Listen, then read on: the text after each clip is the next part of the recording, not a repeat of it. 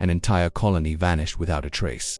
In the late summer of 1590, a man named John White finally returned to the Roanoke colony after a long, agonizing 3-year delay. He had sailed across the treacherous Atlantic, his heart filled with anticipation. He was expecting to be reunited with his family, his friends, his daughter Eleanor, and his beloved granddaughter, Virginia. But as his feet touched the shore, a chilling silence greeted him. Where a bustling settlement should have been, there was nothing, no people, no bodies, not a single sign of a struggle or a battle. The entire colony of 115 men, women and children had vanished into thin air. The only thing left behind was a single cryptic word carved into a wooden post, CROATOAN. This is the story of the Lost Colony of Roanoke, America's first and most haunting unsolved mystery. Let's rewind to 1587. With the backing of the famous Sir Walter Raleigh, over 100 English settlers embarked on a daring voyage. Their mission, to establish the first permanent English colony in the New World. They landed on Roanoke Island, a remote spot off the coast of what is now North Carolina. This was a brave new beginning. Among the hopeful colonists was a baby named Virginia Dare, the very first English child born in the Americas. She was a symbol of hope, a sign of a new future. The settlers worked tirelessly, building a small fort and simple homes, trying to carve out a life for themselves in this strange and unfamiliar land. But their dream quickly turned into a struggle for survival. Their supplies began to dwindle at an alarming rate, and their relationship with some of the local Native American tribes grew tense and fraught with distrust. They were isolated, thousands of miles from home, and they desperately needed help. As the colony's governor, John White made a difficult decision. He would sail back to England to gather more supplies and reinforcements. He promised his family and the other colonists that he would return as soon as he possibly could.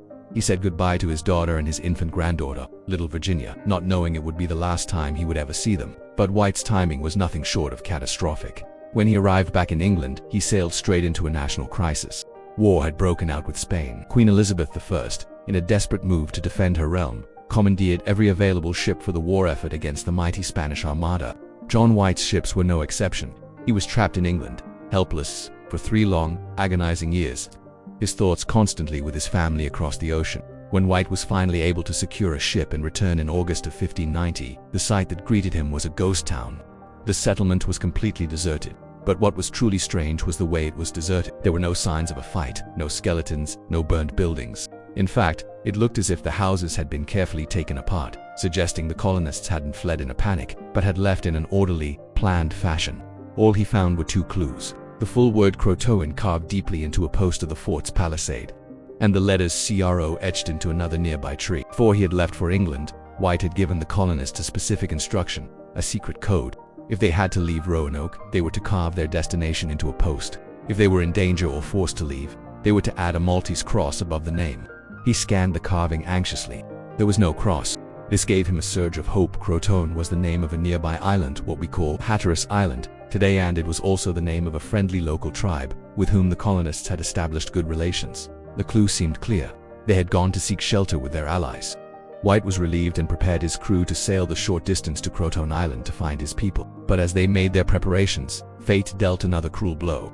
A massive, violent storm, a late-season hurricane, descended upon them. The storm battered White's ships, tearing their sails and snapping their anchor cables.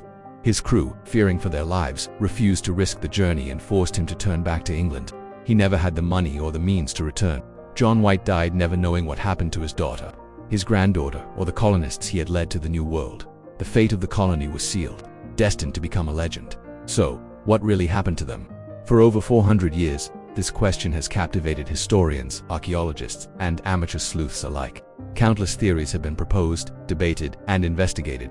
The most logical and widely accepted theory is that the word CROATOAN meant exactly what it said. Facing starvation and isolation, the colonists chose to move and join the friendly CROATOAN people on the nearby island.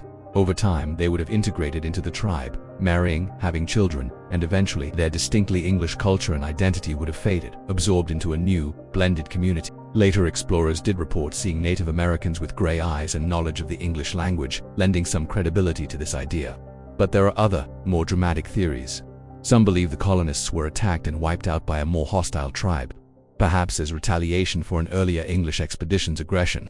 The dismantled houses, in this scenario, could have been salvaged by the victors. Another theory suggests that a small group of colonists, desperate to go home, attempted the impossible journey back to England in a small boat they had repaired, only to be lost forever to the vast, unforgiving Atlantic Ocean. Yet, despite all the research, all the digs, and all the speculation, no definitive archaeological evidence, no mass grave, No cache of English artifacts in a Croatan village has ever been found to prove one theory over the others. And so, the mystery endures. The Lost Colony of Roanoke remains America's first ghost story, a chilling tale of an entire community that seemingly walked away into the mists of history, leaving behind nothing but a single cryptic word carved on a lonely post. What do you think happened? Let me know in the comments below. Thank you so much for watching. If you enjoyed this journey into one of history's greatest mysteries, please give this video a like and subscribe to the channel for more stories like this. We'll see you next time.